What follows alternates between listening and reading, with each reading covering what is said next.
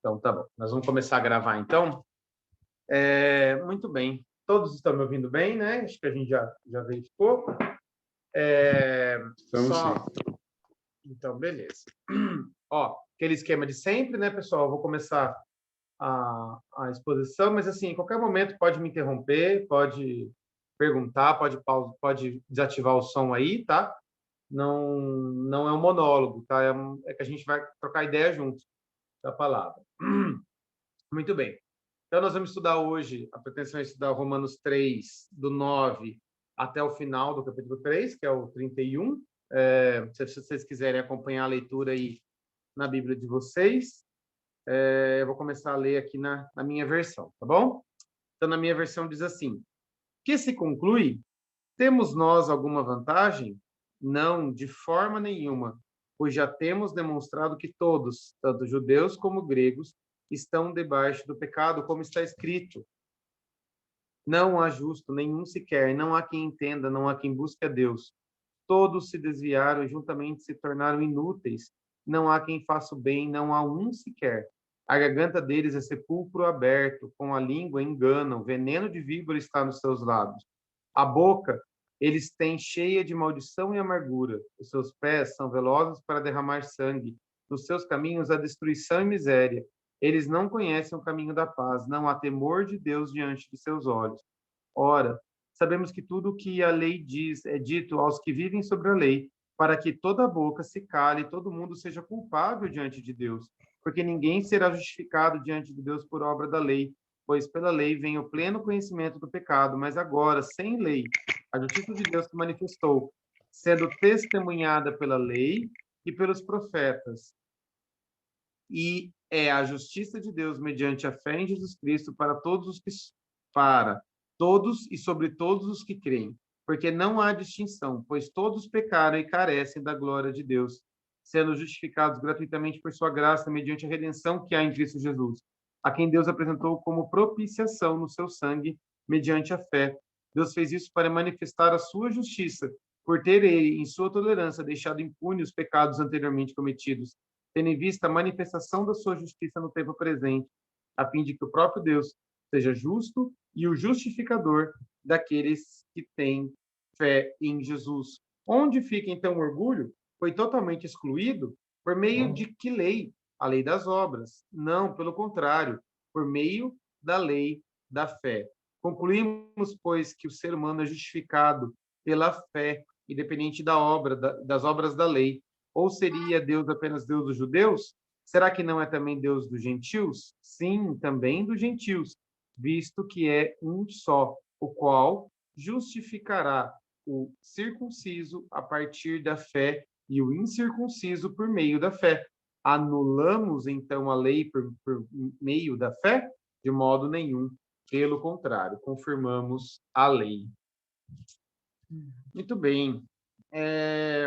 A gente estava estudando, né? A gente já viu esse esboço aqui do Bruce, que tem nos ajudado a entender esse raciocínio de Paulo, né?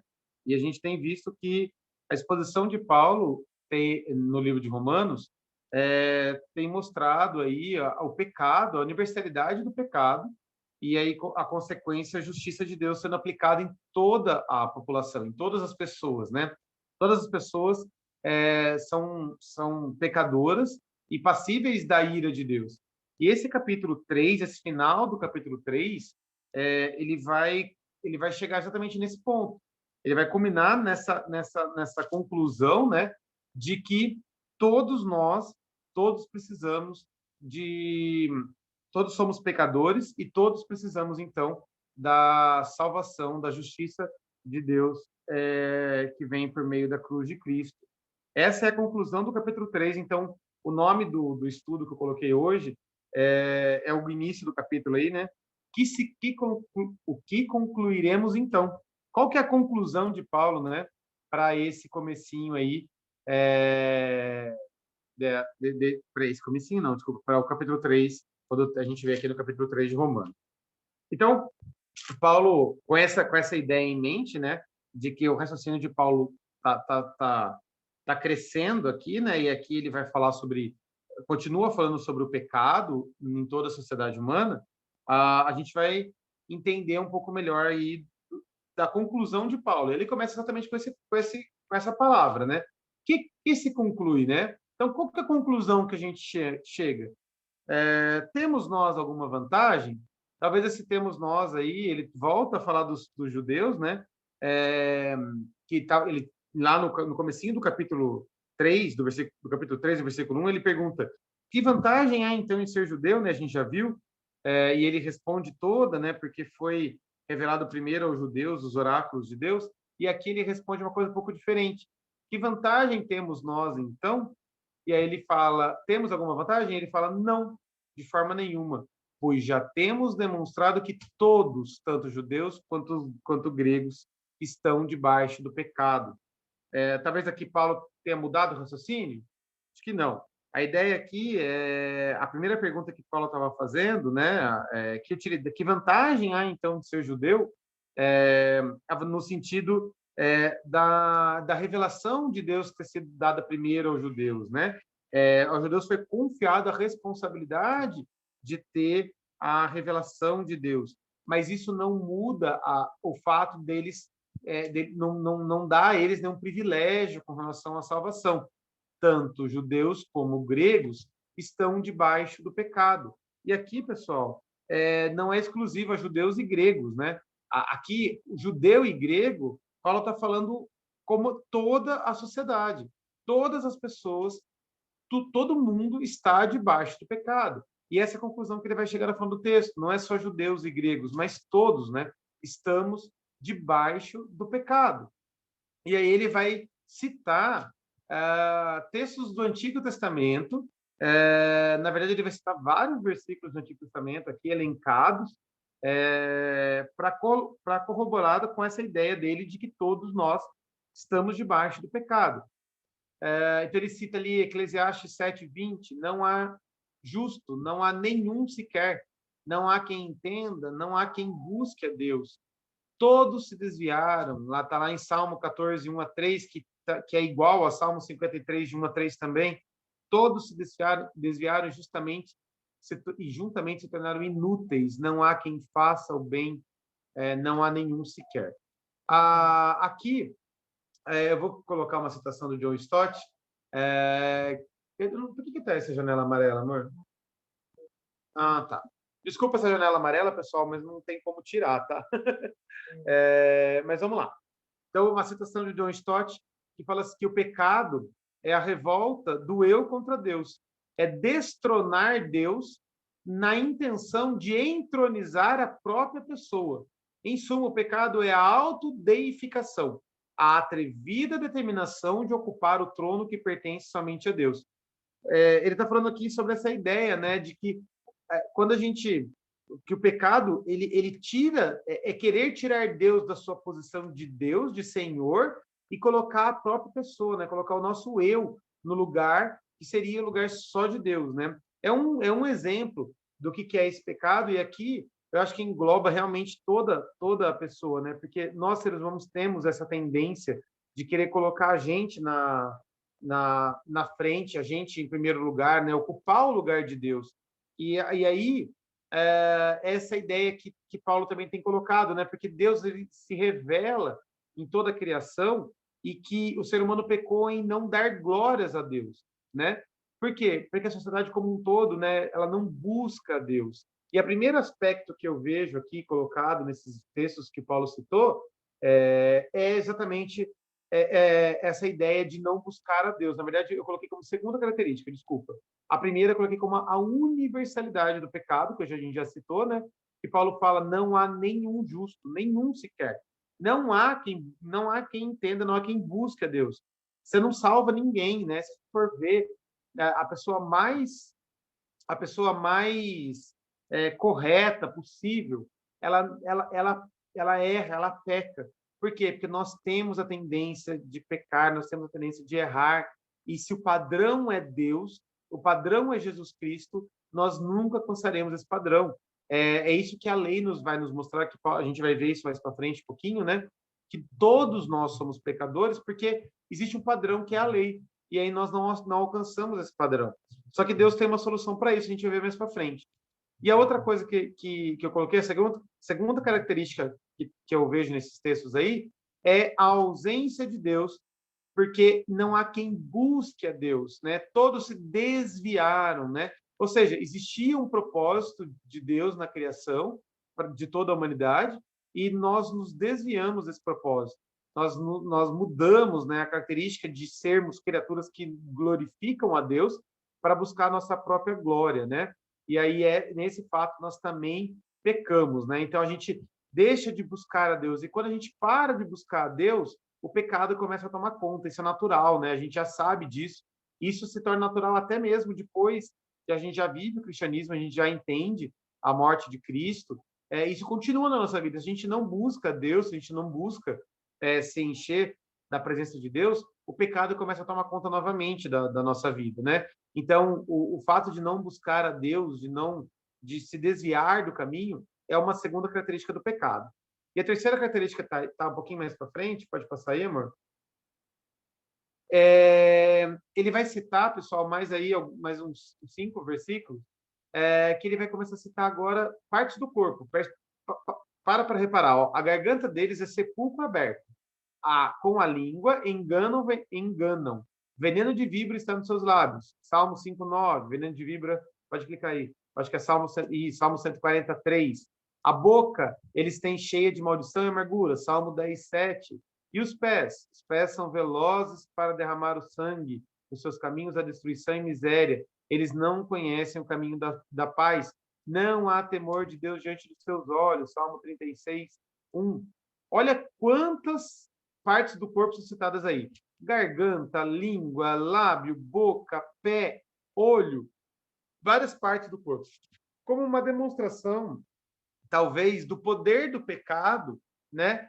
Em destruir realmente todo o nosso corpo, né? Ele corrompe todo o nosso corpo. O pecado ele tem essa característica realmente de corromper, né? Tudo. E aí vem uma doutrina, pessoal, não sei se vocês já ouviram falar, da depravação total. É uma doutrina bastante difundida no meio calvinista, onde fala que todos os nossos atos, sejam eles quaisquer que forem, são depravados, totalmente depravados, porque nós somos criaturas pecadoras, né? Eu quis trazer um áudio, pode dar um clique aí, amor? Do professor Luiz Saião, lá do Rota 66. Eu vou ver se vocês conseguem ouvir. Eu queria só que vocês confirmassem para mim que vocês estão ouvindo esse áudio. É um retirado lá do texto do áudio do Rota 66, do Luiz Saião, tá? E ele vai falar sobre essa depravação total. Eu achei interessante e quis trazer para vocês. Confirma só para mim se vocês estão ouvindo, por favor. Pode dar play aí, amor. Chegando agora com as perguntas. Pode pausar. Professor Saião, capítulo... Vocês estão ouvindo? Tá, então beleza. Obrigado, pastor.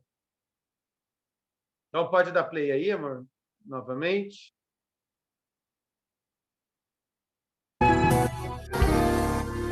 Chegando agora com as perguntas. Professor Saião, capítulo 3 de Romanos fala de todos nós, né? Não tem jeito. Agora, todos se corromperam? Não tem jeito mesmo? Como é que é isso? Qualquer gesto meu agora é um gesto ruim. Tudo que eu faço tem um significado perverso. É isso mesmo que o texto está querendo dizer?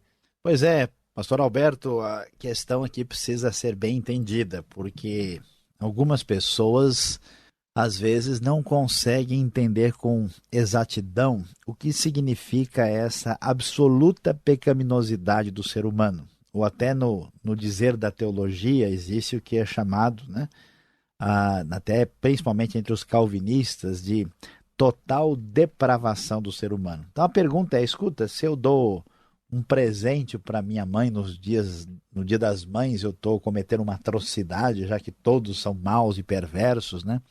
Meu filho de 3 anos que está brincando, né, de carrinho na sala está cometendo um crime imperdoável, né? Como assim que tudo que eu faço é mau e é perverso? É claro que a questão não é bem essa. Quando a Bíblia diz que todos nós somos pecadores e somos maus por natureza, não significa que somos incapazes de fazer alguma coisa boa. Por quê? porque nós somos feitos à imagem e semelhança de Deus. Então, claro que todas as pessoas têm atitudes boas e más.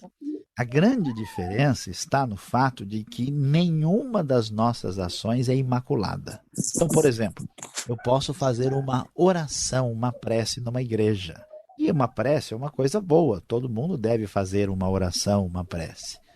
A diferença é que dificilmente essa minha prece passa pelo teste de Deus, porque eu vou falar motivado pelo como os outros vão me ver, através das palavras que eu disse, eu vou falar motivado às vezes por uma atitude de orgulho ou uma atitude de exibição. Então, em todos os nossos atos, a presença do pecado está lá. É como uma pessoa que está doente ou com tuberculose, né? Não tudo que ele faz é tuberculose, mas em todos os seus passos a doença está presente.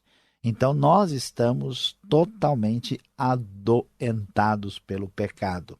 Nem tudo que nós fazemos é doença pura, mas nós só vamos sarar se tomarmos o remédio. Esse remédio está em Cristo. Então, beleza. Não sei se vocês conseguiram pegar o áudio, né? Mas é uma fala do professor Sayão, né? Falando sobre essa questão da depravação total. E eu achei interessante essa colocação dele com relação à doença, né? Acaba que nem tudo é doença em si, né? Nem tudo é o pecado em si, mas tudo, de certa forma, está carregado desse pecado, né? Então, é uma comparação, achei interessante, com essa doutrina aí da depravação total que o texto também apresenta para a gente. Muito bem. Então, alguma dúvida até aqui, pessoal? Posso passar? Muito bem. E aí, nós vamos terminar agora essa parte do texto. Ó.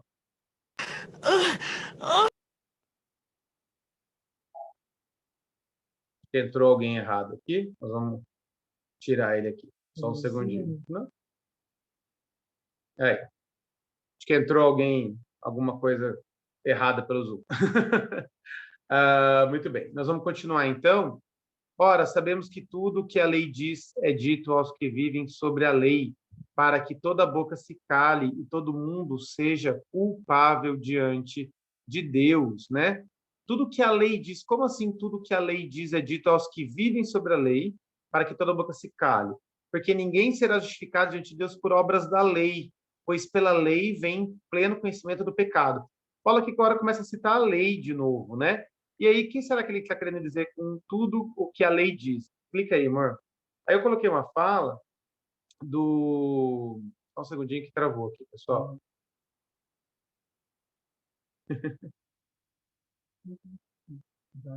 Agora foi. Uma fala do Lutero, que ele colocava assim, isso lá em 1500, tá? O principal motivo da lei é fazer com que as pessoas sejam não melhores, mas piores. Quer dizer, que ela lhes mostra o seu pecado, para que a partir desse conhecimento eles possam ser humilhados, aterrorizados, esmagados e quebrantados, e desta forma sejam levados a sair em busca da graça e chegar assim àquela semente abençoada. Aqui uma referência a Cristo, né? Martim Lutero falando sobre a função da lei. Então, qual que é aqui o que Paulo está querendo dizer, né? O que a lei diz, o que a lei diz é para mostrar, na verdade, que nós somos realmente culpados. A lei, ela vem nos mostrar a nossa pecaminosidade. E ela não justifica, porque as obras da lei não são capazes de nos justificar, ou seja, de declarar que a gente foi justo, né, que a gente estava certo. Assim como um raio-x não é capaz de curar ninguém. Um raio-x somente detecta se a pessoa está doente ou não, né? Por exemplo, se ela quebrou um osso ou não. O raio-x não é capaz de curar um osso quebrado. Ele é capaz apenas de mostrar se o osso está realmente quebrado ou não. É um diagnóstico, né? E a lei é exatamente isso. É um diagnóstico de como nós somos, de como é a nossa situação de pecado. E aí Paulo vem falar, porque ninguém é justificado diante de Deus pela lei, mas a lei traz o conhecimento do pecado. Essa é a ideia da lei aqui, que ele vai expor um pouquinho mais. Pode passar aí, mano. Aí a obras da lei, né, quer dizer a obediência da lei, mas pela lei vem o pleno conhecimento do pecado. Eu acho que a gente não precisa ouvir isso. É mais um áudio que eu coloquei. A gente pode passar, senão vai demorar muito. Muito bem. E agora? Mas e agora?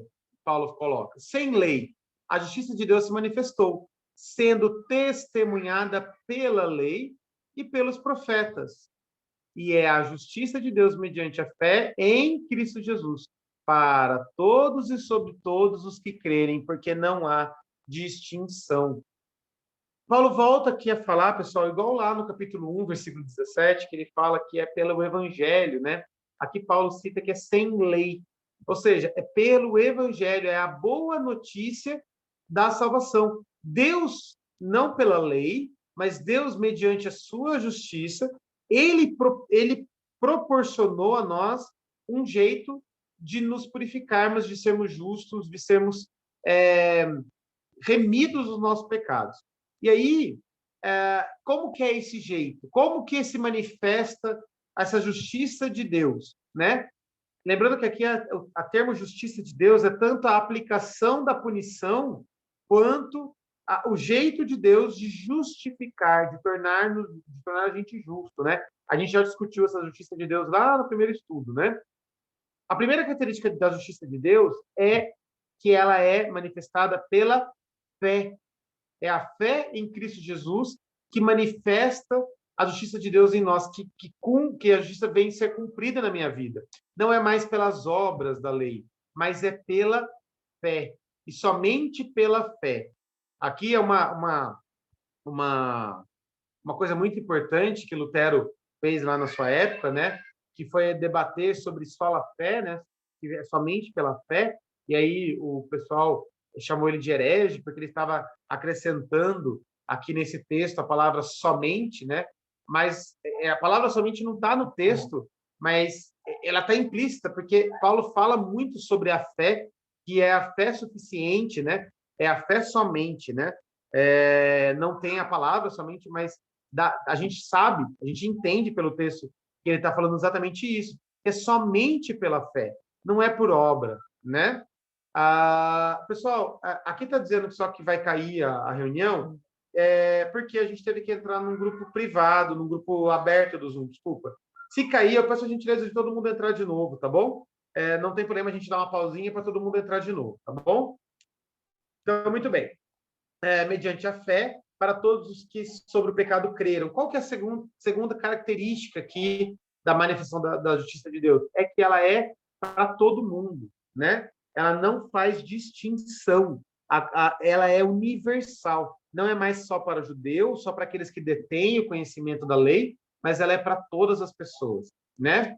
E aí é o texto-chave de Romanos 3, que a gente já citou várias vezes, né? Pois todos pecaram e carecem da glória de Deus. Pode clicar aí, tem uma citação do Mole, e eu achei essa citação sensacional. Queria que vocês pensassem nela junto comigo. A prostituta, o mentiroso e o assassino estão destituídos dela, ou seja, da glória de Deus. Mas você também está. Você, eu, todos nós estamos destituídos. Pode ser que eles estejam no fundo de uma mina e você no cume de uma montanha. No entanto, tem tanta capacidade quanto eles de encostar nas estrelas. Eu acho muito legal essa fala, porque às vezes a gente fala, nossa, mas eu não sou tão pecador quanto um assassino, não sou tão pecador quanto uma prostituta. Realmente, a gente tem uma diferença, sim. Só que a gente está tão distante das estrelas que não faz essa distância. Não, o fato de ele estar no fundo do poço, estar em cima da montanha, não faz a menor diferença, né? Todos nós estamos destituídos da glória de Deus. Todos nós precisamos de Cristo na nossa vida. A partir do verso 24, ele vai falar sobre algumas palavras-chave aí. Pessoal, aqui eu vou pedir desculpa porque eu vou ser um pouquinho mais, como é que eu vou dizer, teológico. Eu vou citar algumas palavras um pouco mais difíceis, né? E a gente vai tentar explicar um pouquinho um pouco mais delas. E aí, o que acontece? O fato de todos nós sermos pecadores agora tem uma resposta de Deus, né? E a resposta de Deus é sendo justificados gratuitamente por sua graça, mediante a redenção que há em Cristo Jesus, a quem Deus apresentou como propiciação no seu sangue, mediante a fé. Vou parar por aqui. Aqui tem 3 palavrinhas que às vezes a gente não entende direito, né? Então, vou falar sobre elas. A primeira palavra é justificado. O que é justificado? Essa palavra justificado, ela vem do termo, é um termo jurídico, tá? Ela vem dos tribunais. E é literalmente, declarar, absolver a culpa, é declarar uma pessoa justa, tá? É o juiz falando, eu condeno ou eu justifico, eu absolvo, né? É a ideia de justificar. A partir desse momento, esse crime não tem mais importância sobre a vida dela, porque ele já foi declarado inocente sobre esse crime. A punição, não existe esse crime, porque ele já foi declarado inocente.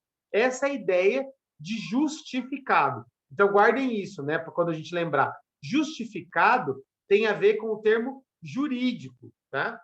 Justificado vem dessa questão de ser declarado justo, tá? Aí o outro texto é a palavra redenção, mediante a redenção. O que é redenção? Redenção já é um termo comercial, né? Hoje a gente vê muita palavra redenção no meio cristão, mas é um termo comercial. E é o preço que se pagava para se libertar um escravo. Era o preço de comprar um escravo, tá? Então, é um termo de comércio, né? Então, você pagava um preço por um escravo e libertava esse escravo. Às vezes, a sua família pagava esse preço para libertá-lo, às vezes, outra pessoa pagava esse preço para libertar o escravo. E é um termo que, no povo de Israel, ele foi usado com relação ao cativeiro e com relação à Babilônia. Que o povo de Israel foi remido do cativeiro, tanto no Egito quanto na Babilônia. Então, essa ideia de ser comprado mesmo, tá? De ter um preço, de ter um custo envolvido. E a gente vai ver, pode voltar aí no texto de novo, que esse custo foi o sangue de Cristo, né? A quem Deus apresentou como propiciação no seu sangue. O que é propiciação? Propiciação, pessoal, é um termo religioso, tá? Essa palavra propiciação, ela tem tanto no meio judeu quanto no meio pagão. Só que ela tem ideias diferentes. Propiciação, literalmente, ela é aplacar a ira divina.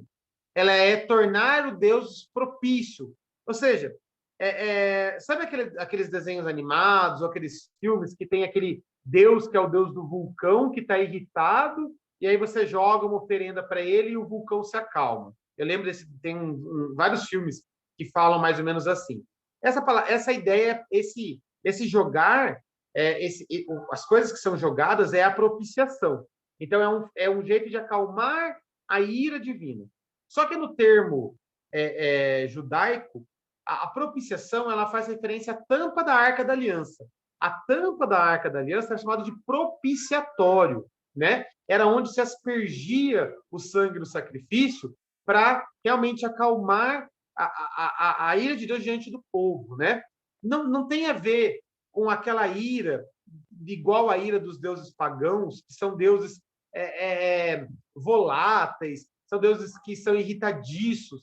A justiça de Deus, a ira de Deus, ela é contra o pecado, fato, e ela é justa, né? E aí, esse aplacar a ira não é porque Deus é um Deus melindroso, que quer alguma coisa para ser aplacada, não. Mas ele é um Deus justo e precisa de que algo que seja pago, de que algo aplaque essa ira, ou seja, existe um preço, né, pelo pecado, como a gente viu ali atrás na palavra redenção. E a propiciação é exatamente isso. Aonde foi pago esse preço para ser aplacada a ira de Deus, né? Aonde foi dispensada a ira de Deus. Essa é a ideia da propiciação. Vamos voltar no texto original lá.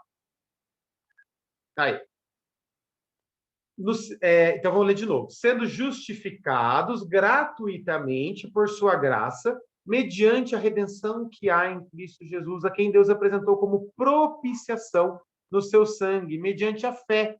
Deus fez isso para manifestar, Deus fez isso para manifestar a sua justiça, por ter ele, na sua tolerância, deixado impune os pecados anteriormente cometidos.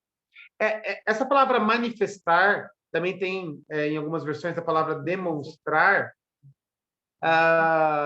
Desculpa aí, pessoal, acho que eu passei uma tela a mais. Perdão. Só voltar aqui. A palavra manifestar aqui também tem essa ideia de demonstração pública, né? Demonstração pública de Deus como justo e justificador. A cruz de Cristo, ela é uma manifestação pública de Deus justo, sendo justificador também, trazendo a resposta para o pecado da humanidade, né? É uma demonstração de Deus da sua justiça, né? E aí, o que Deus fez, né? A cruz de Cristo, ela é tudo isso, pessoal. Ela nos justifica, ela nos redime, ela é a propiciação pelo nosso pecado, né? Ela é a manifestação de Deus pela sua justiça, a manifestação da justiça de Deus, desculpa. É impressionante a gente pensar na cruz de Cristo como resposta de tudo isso, né? É algo sensacional, algo tremendo, né? E aí, pode passar um slide aí para frente, mano? Só passar mesmo. Aí. Eu queria colocar esse triângulo da salvação, eu acho bem interessante para a gente poder entender um pouquinho mais, mas é essa ideia do o que Deus Pai como juiz vê no cristão. Ele vê a justificação, né? Ele declara judicialmente o cristão justo, ele absolve o cristão. Por quê? Porque Jesus Cristo pagou o preço, ou seja, teve a redenção de Cristo pelo nosso pecado. Onde que esse preço foi pago? Na propiciação do sangue de Cristo para o Deus Pai. Então, é um triângulo aí que mostra esses termos, eu achei bem interessante, tá? Pessoal, vai cair aqui, nós vamos iniciar novamente, depois a gentileza de todo mundo entrar de novo, tá bom? Porque vai cair agora a nossa reunião, tá bom? Então, todo mundo entra de novo aí, tá?